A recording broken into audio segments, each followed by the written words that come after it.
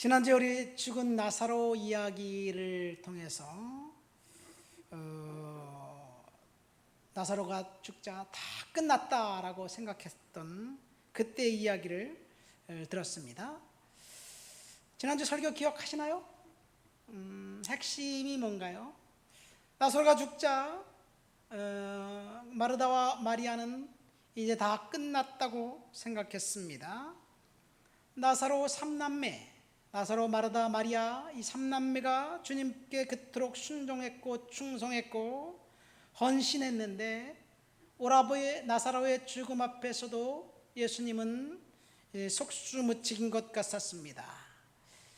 이 오라비가 병들어 죽게 되자 마르다가 예수님께 사람을 보냅니다. 예수님 빨리 오셔서 우리 오라비를 고쳐주세요. 그러니까 예수님은 그 전가를 받고 난 다음에 오히려 이틀 더 머물러 있었습니다.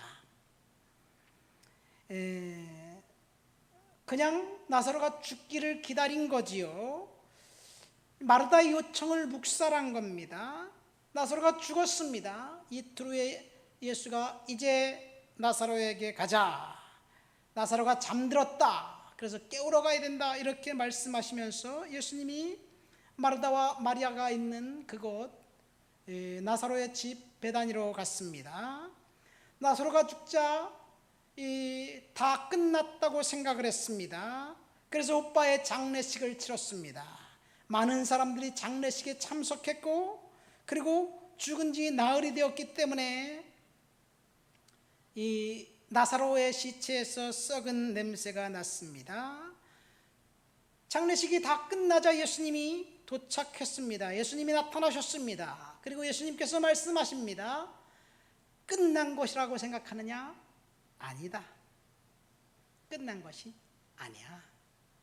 그렇게 말씀하시면서 네 오라비가 죽었다고 생각하냐? 죽은 것이 아니다. 이렇게 얘기합니다. 그러니까 마르다는 이해할 수가 없었어요. 그렇죠, 주님. 마지막 심판 때, 마지막 부활 때 우리 오라버니가 살아날 것을 저는 믿습니다. 마지막 부활 때 살아날 거지요? 그러니까 예수님이 아니야. 물론 그때도 부활할 거지만 지금 네 오라비가 살아날 것이다. 이렇게 말씀하시고 무덤에 가서 썩은 냄새나는 그 나사로를 부릅니다.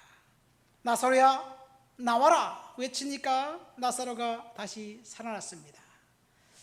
끝났지만 끝이 아니다라는 것이 지난주에 들었던 제목입니다.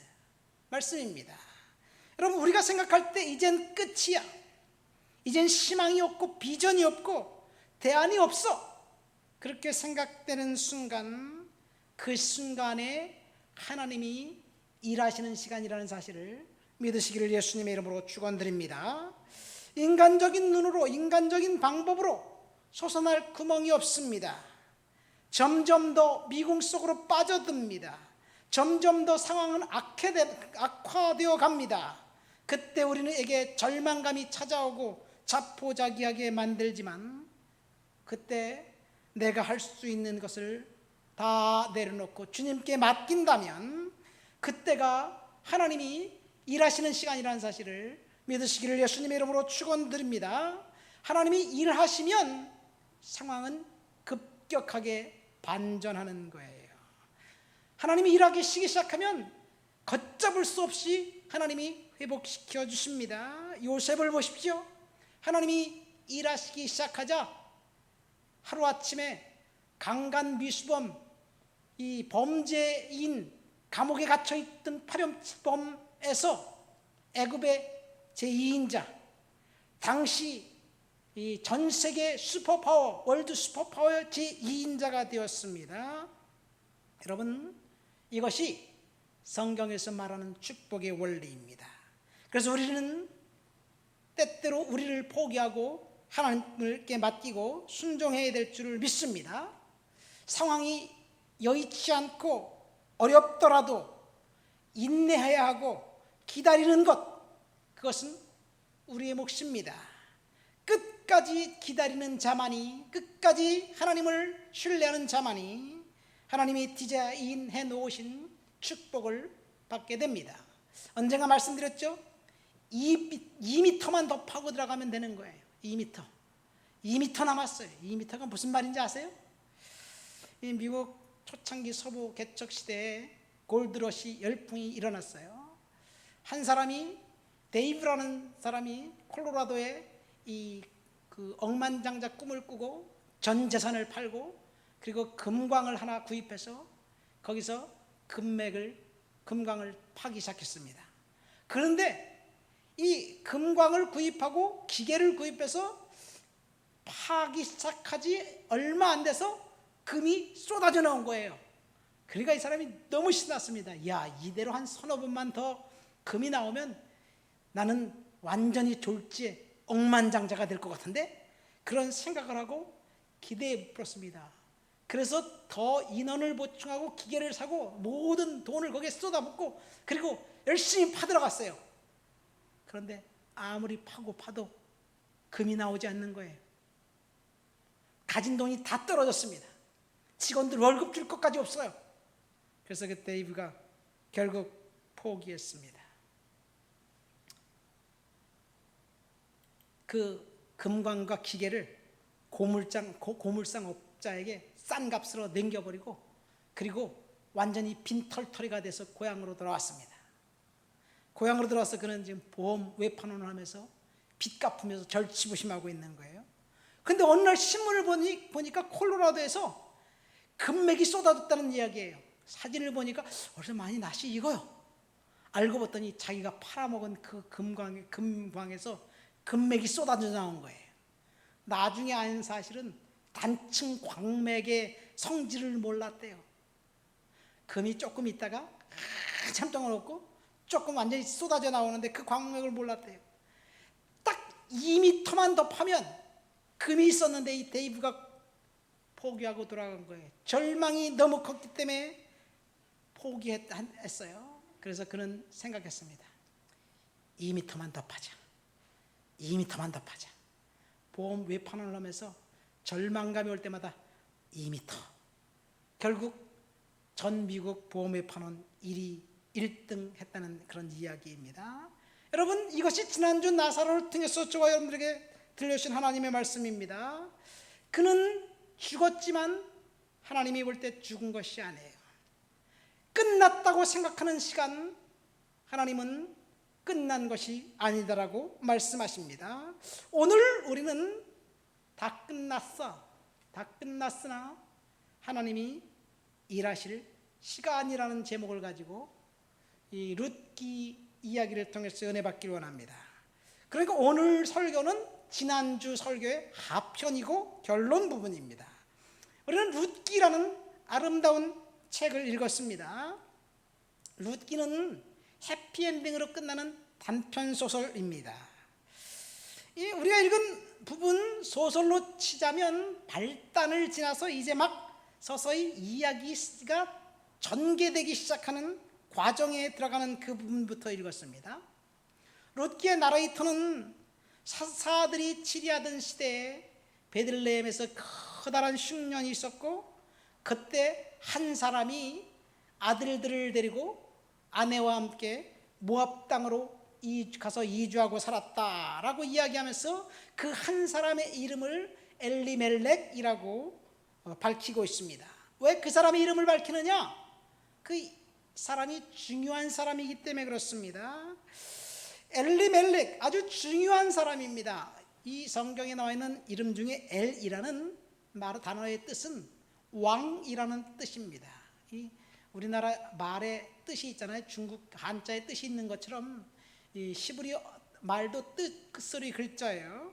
그래서 엘은 왕이라는 뜻이고 하나님이라는 뜻이고 멜렉에서 나왔는데 이것은 왕이라는 뜻입니다. 그러니까 이 사람은 하나님은 나의 왕이다라는 그런 의미의 이름을 갖고 있는 사람입니다. 요즘 말로 하면 하나님은 나의 왕, 뭐 비슷하게 하경이, 하영이, 주경이, 예림이, 예찬이, 뭐 이런 이름과 비슷해요. 어쨌든 이 엘리멜렉 이 사람을 통해서 하나님은 놀라운 계획을 하고 있었습니다. 훗날 미가 선지자가 이 베들레헴 그 엘리멜렉을 향해서 이렇게 예언합니다. 베들레헴 에브라다야, 너는 유다 족속 중에 작을지라도 이스라엘을 다스리는 자가 내게서 나올 것이라. 그의 근본은 상고의 영혼에 있느니라. 이런 말씀을 통해서 볼 때 베들레헴 엘리멜렉이라는 사람을 통해서 하나님께서 뭔가 계획하고 계셨는데, 그것은 크게는 전 인류를 구원할 구원자 메시아를, 작게는 이스라엘 국토를 다스리는 왕을 엘리멜렉의 허리에서 허락하시기로 작정하셨습니다.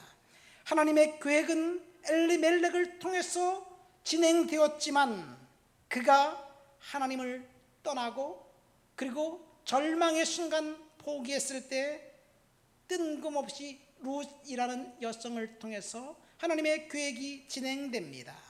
엘리멜렉은 축복을 빼앗겼고 룻은 축복을 쟁취했습니다. 얼떨결에 하나님의 하시는 놀라운 일을, 축복을 경험했던 사람이 바로 룻이라는 여성입니다.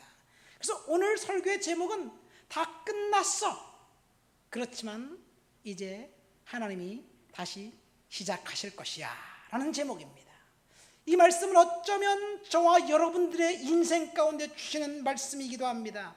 우리가 다 끝났다고 생각하는 그 순간, 완전히 인간적인 실수와 인간적인 계획, 아무리 촘촘하게 잘 짜놓았다 하더라도 인간의 계획이 하나님을 떠나서는 이룰 수 없음을 엘리멜렉을 통해서 저와 여러분들에게 알려줍니다.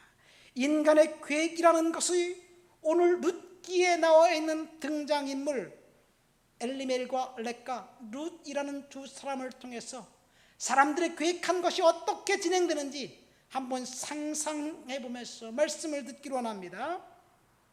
엘리멜렉, 베들레헴에 10년이 들었습니다. 그는 엘리멜렉이 결정한 그 결단에 대해서 나라의 터는 얼마나 허황되고 잘못되었는지를 독자들에게 알려줍니다.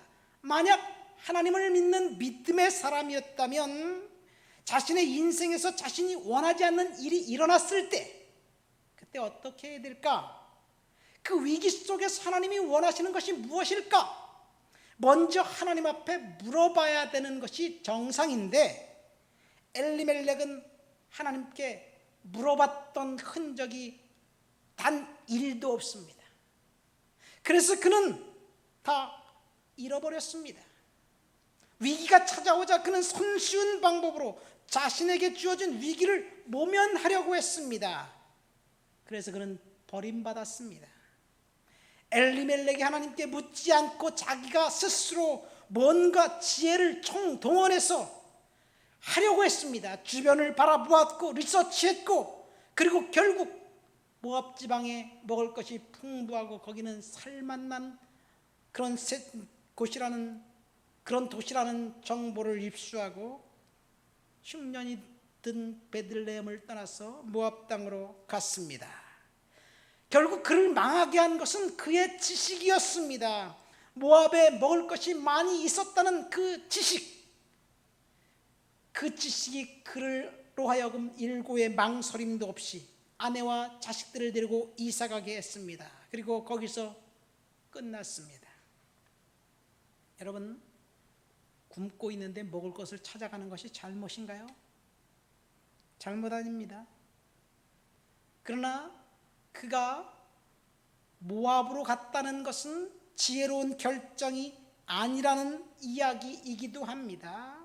하나님께서 위기 뒤에 숨겨놓으신 축복의 기회를 인간의 실수와 인간의 계획으로 차버린 것이 잘못이었습니다. 그의 결정은 절망과 절망의 구덩이로 스스로 찾아 들어간 결과가 되었습니다. 그래서 그는 몽땅 다 잃어버렸고 아무것도 남지 않았습니다. 왜 하필이면 그가 모압 땅으로 갔을까요? 이스라엘 백성입니다. 하나님의 선택한 백성입니다. 그는 베들레헴에 살고 있습니다. 유다 지파입니다. 그가 갈 곳이 거기밖에 없었을까요? 이스라엘의 다른 지파들이 살고 있는 그 도시 땅에는 흉년이 아니라 풍년이 들은 곳이 없었을까요? 왜 그는 이교도의 땅, 하나님이 가장 싫어하는 우상 몰렉, 이 모압은 그모스라는 신, 몰렉이라는 신, 인신 제사를 풍습 있는 그런 도시입니다. 그곳으로 갔을까라는 의문입니다. 그리고 베들레헴에서 모압은 상당히 긴 거리입니다. 상당히 먼 거리입니다. 모압은 지금의 요르단 땅입니다. 베들레헴에서 모압까지 가려면 광야길을 걸어서 사해 바다를 건너가야 돼요. 멀고 험한 길을 마다하지 않고 엘리멜렉이 모압에 간 것은 그 땅이 그만큼 가치가 있었다고 생각했기 때문입니다. 그러나 하나님이 볼 때 모압은 그런 곳이 아니었습니다. 그것은 사악한 땅이었습니다. 그래서 하나님은 하나님을 왕이라고 고백했던 엘리멜렉이 흉년이 들자 모압 땅에 간 것이 아이러니입니다. 왜 굳이 모압 땅에 갔다라고 정확하게 성경이 기록하고 있느냐? 그것은 그의 행동이 지혜롭지 않았다는 것을 강조합니다. 그래서 그는 모든 것을 다 잃어버렸습니다. 엘리멜렉 행동이 잘못되었습니다. 그렇지만 우리가 부정적인 측면으로 보지 않고 한번 긍정적으로 볼까요? 엘리멜렉이 베들레헴에 흉년이 들어서 모압으로 간 것 진짜 잘못한 것일까요? 이 아이를 키우는 부모 입장에서 아이들이 굶주리면서 아파하는 것을 부모가 볼 수 있는 부모가 어디 있겠어요? 그러니까 제가 볼 때 지금 긍정적으로 생각하면 그 엘리멜렉이 두 아들들의 그 미래를 위해서 더 나은 미래를 위해서 더 나은 곳으로 갔지 않았을까 이렇게 생각이 됩니다. 제가 캐나다에서 8년 동안 살았는데요. 거기 온 사람들 대부분이 다 그래요. 자식 교육 때문에 왔다고 이야기해요. 물론 뭐 다른 이유도 있겠지만 공통적인 관심은 자녀들에게 더 좋은 미래, 더 좋은 환경을 허락해 주기 위해서 이민 갔다는 이야기예요. 엘리멜렉도 마찬가지가 아닐까 생각됩니다. 자기 자녀들에게 더 좋은 미래를 선물해 주기 위해서 모압 땅에 갔는데 문제는 그가 자녀들을 위해서 그렇게 결정했다면 고민하고 기도하고 하나님을 섬기는 사람답게 어떻게 결정할 것인가 그런 고민의 흔적이 없는 것이 문제입니다. 어쨌든 하나님을 왕으로 모셨던 엘리멜렉, 그는 자신의 눈에 보이는 지혜, 자신의 지혜를 총동원해 결정했습니다. 그리고 선택했습니다.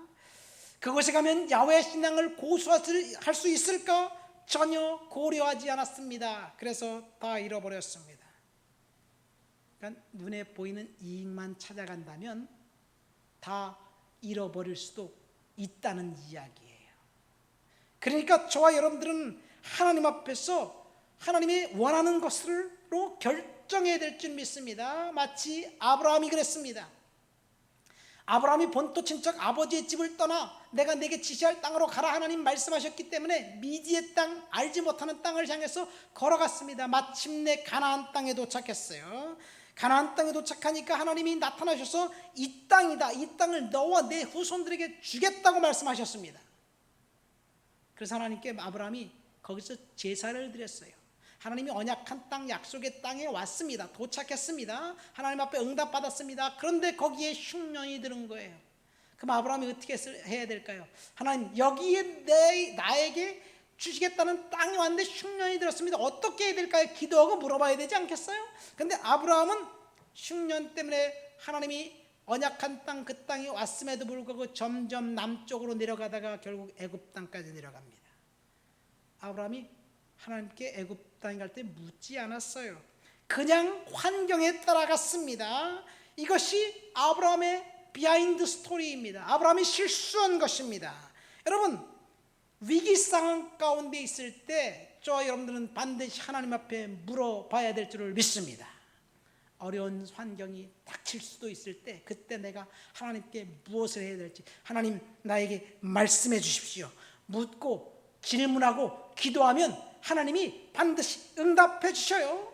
아브라함이 묻지 않고 애굽 땅에 내려갔습니다. 기근을 피해야 된다는 그런 절대절명의 위기 가운데 갔을지 몰라도 거기서 그는 인생이 완전히 바뀝니다.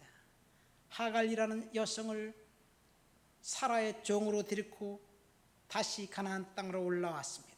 그리고 그 사건이 아브라함의 인생에 계속해서 화근이 되었습니다. 여러분, 우리가 한 번 잘못한 선택 때문에 얼마나 두고두고 화근이 되는 일이 있을 수도 있습니다. 그렇기 때문에 우리는 하나님 앞에 기도하고 결정해야 될 줄을 믿습니다. 다시 엘리멜렉을 볼까요?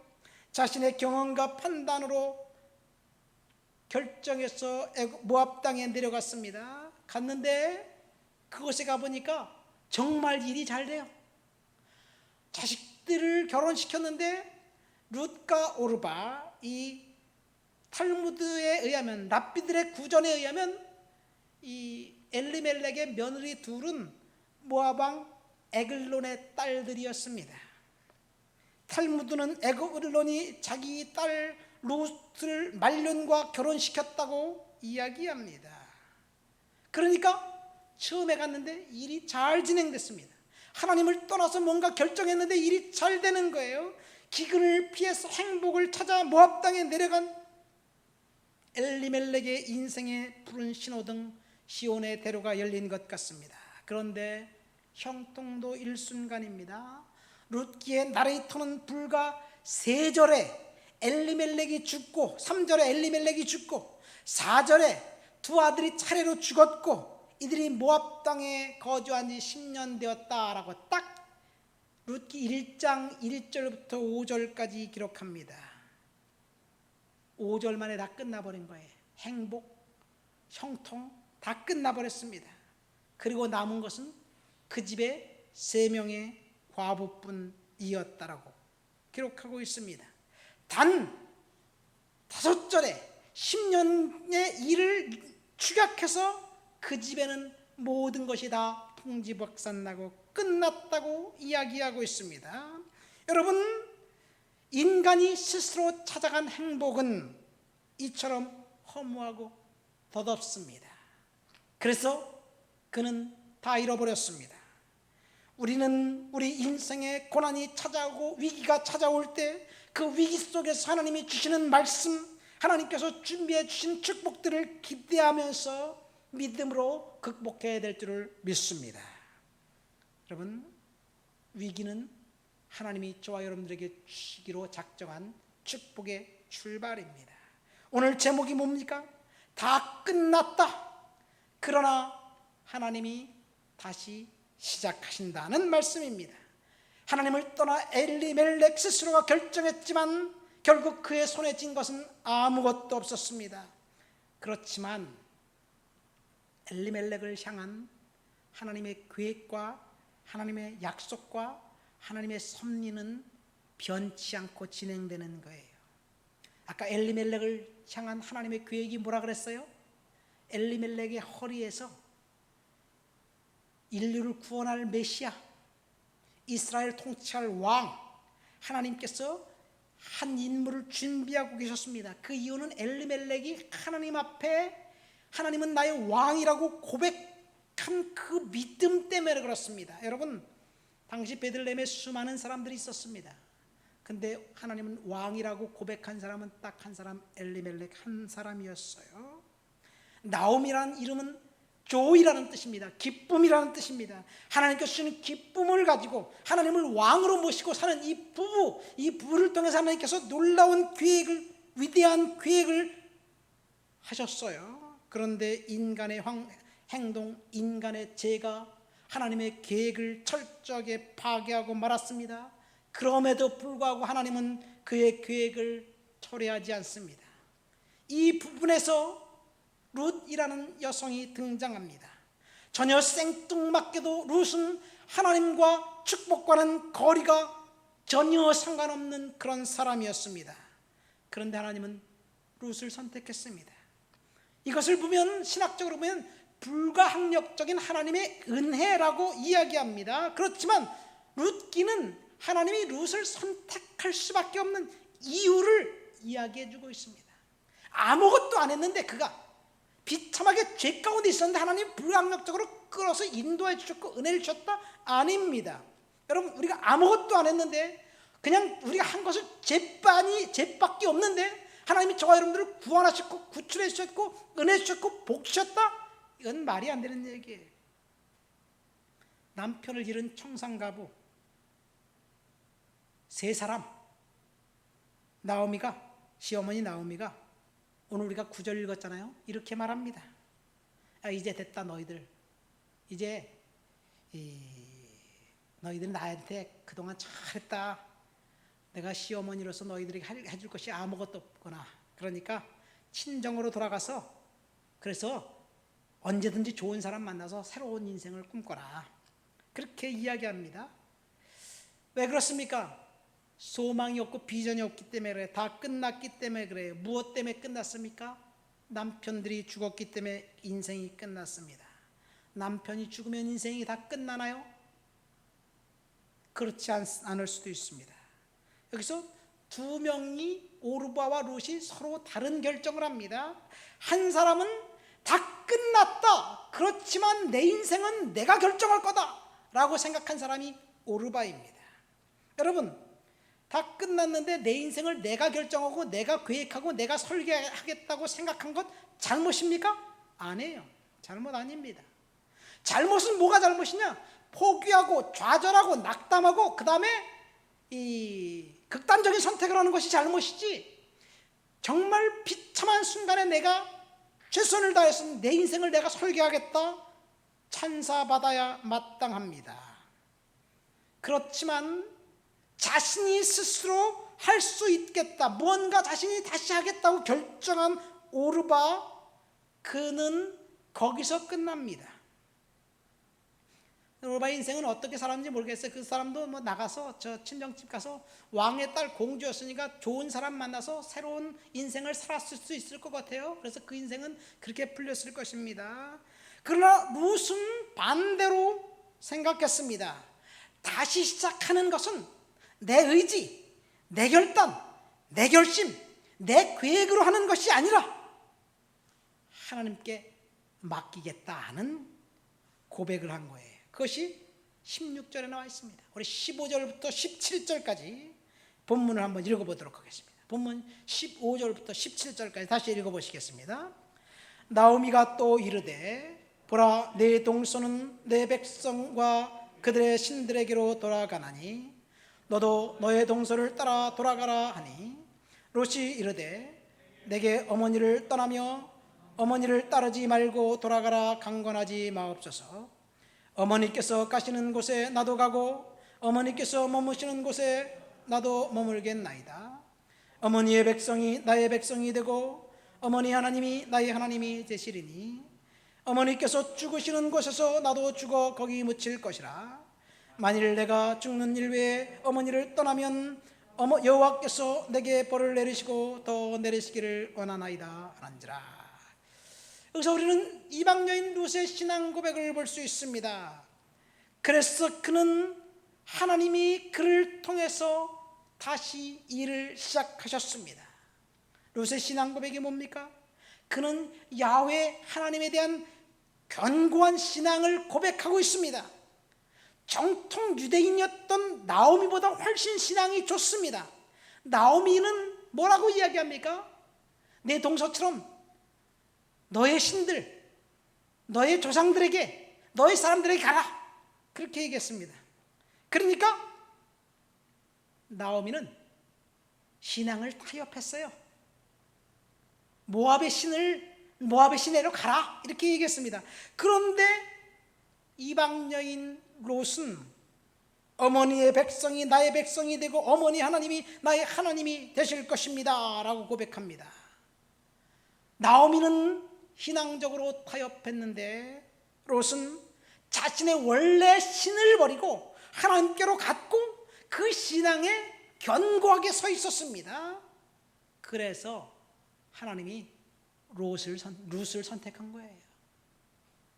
엘리멜렉이 잃어버린 하나님은 나의 왕이라는 신앙을 룻이 계승했습니다. 그래서 비참한 과거가 축복의 미래로 바뀐 겁니다. 여러분, 우리가 하나님께 다시 돌아가야만, 하나님께 나가야만 비전이 있고 소망이 있고 축복이 있습니다. 믿습니까? 우리는 반드시 죄악의 길, 거기서 떠나서 하나님께로 돌아갔을 때 거기서 다시 시작이 있습니다. 인생을 새롭게 하는 것, 다시 시작하는 것은 내 스스로 결단과 내 의지로 할 수도 있습니다. 오르바처럼. 그러나 룻처럼 내 인생을 내가 스스로 결단하지 않고 하나님께 맡기는 사람, 거기에 하나님의 특별한 은혜와 축복이 있는 거예요. 룻을 보세요. 룻은 자신이 스스로 뭔가 다시 시작하려고 하지 않았습니다. 룻은 자신의 비참한 상황을 탈피하라고 용서지도 않았습니다. 그냥 하나님을 따르겠다고 고백합니다. 하나님은 나의 왕이라는 그 엘리멜렉, 시아버지 엘리멜렉의 신앙을 그대로 본받고 하나님을 신뢰했습니다. 그래서 하나님은 룻을 통해서 일을 시작했던 거예요. 하나님이 룻을 통해서 어떻게 일을 시작했는지 본문 22절, 어떻게 설교 본문 22절을 안 썼네, 안 적어놨네요. 성경책을 보면서 본문 22절 말씀 우리 한번 다 같이 읽어보도록 하겠습니다. 나오미가 모압 지방에서 그의 며느리 모압 여인 룻과 함께 돌아왔는데 그들이 보리 추수 시작할 때 베들레헴에 이르렀더라. 본문은 나오미와 룻이 베들레헴에 돌아왔을 때 보리 추수할 때라고 밝히고 있습니다. 이 보리 추수할 때라는 말은 소설로 보면 복선이에요. 복선. 제가 아까 룻기는 아주 아름다운 해피엔딩으로 끝나는 단편 소설처럼 같다 그랬잖아요. 그러니까 단편 소설이면 이 보리 추수 시작할 때 돌아왔다는 이야기는 복선입니다. 앞으로 전개될 아름다운 일, 미리 어떤 일이 있을지를 미리 짐작하게 하는 사건입니다. 앞으로 일어날 일이 우발적으로 일어난 사건이 아니라는 인상을 주기 위해서 단편 소설에 사용한 것이 복선이잖아요. 사건의 가능성을 암시해주는 일입니다. 룻기는 아름다운 한 편의 소설로서 정말 쫀쫀한 플롯을 구성하고 있습니다. 단순히 인간의 사랑했던 남녀 상렬사가 아닙니다. 처음부터 끝까지 하나님을 믿는, 하나님을 신뢰했던 그 사람에게 하나님께서 이 주시고자 하는 축복의 이야기가 한 절 한 절 세밀하게 숨어 들어가 있습니다. 하나님이 누구에게 복 주시나요?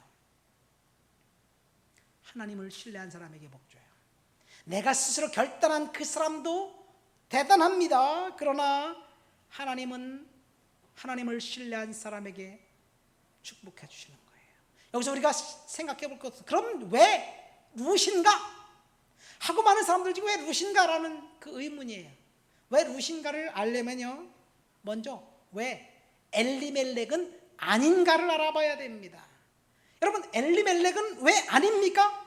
그는 화려하게 출발했는데 비참하게 마친 사람, 용두삼위의 전형이라고 할 수 있습니다. 하나님은 나의 왕이라는 이름에 걸맞지 않게 살았습니다. 하나님이 그를 향한 어떤 놀라운 계획이 그에게 있었는데 그는 하나님의 저울에 달렸을 때 불합격했습니다. 하나님이 그를 크게 쓰시려고 흉년이라는 기근이라는 환난에 그를 집어넣습니다. 그는 고난의 의미를 잘못 해석했습니다. 고난은 무조건 피하고 볼 것이라고, 소나기는 무조건 피하고 봐야 된다는 우리식 사고와 같은 그런 생각을 했습니다. 흉년이라는 고난, 사실은요 그 사람 혼자만 당한 것이 아니었습니다.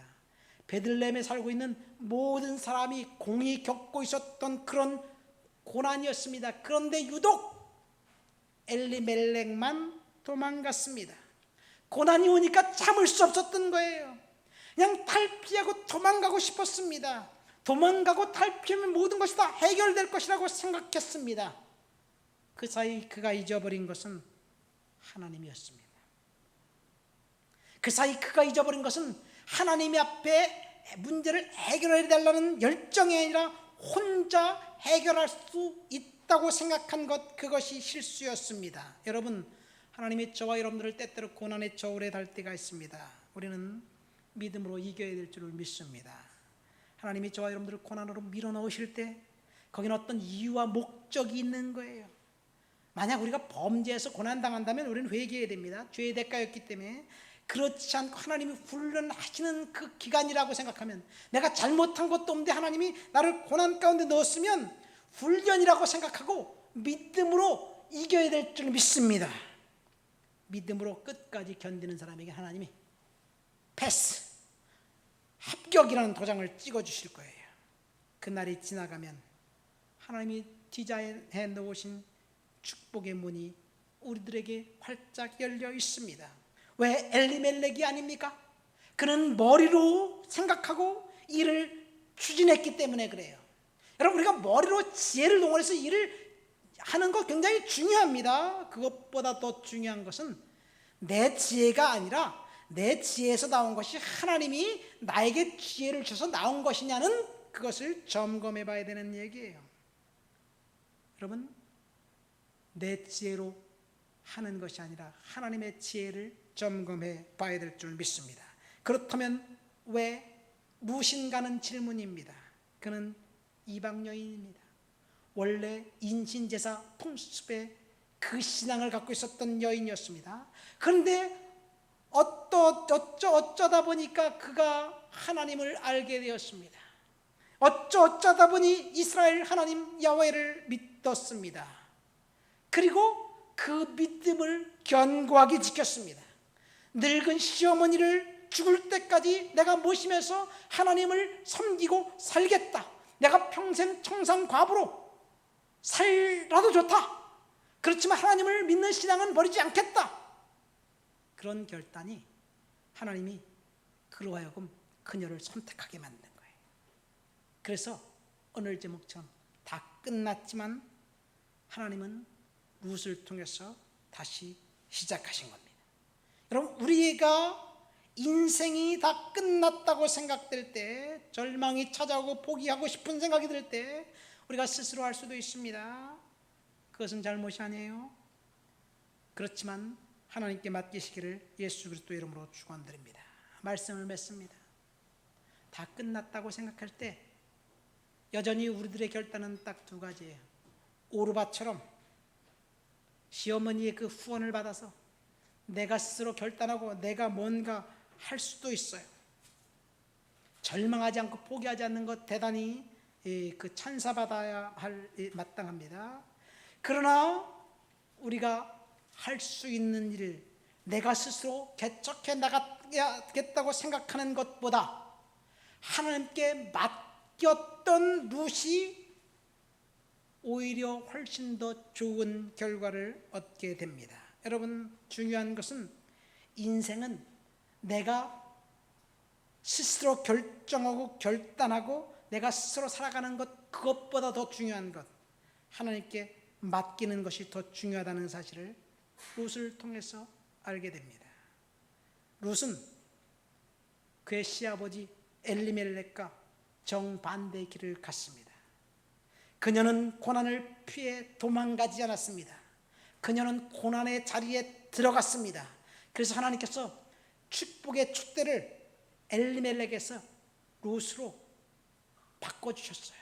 그래서 룻을 통해서 하나님이 놀라운 축복을 경험하게 하십니다. 룻이 누구냐? 이 다윗 왕의 증조모가 됩니다.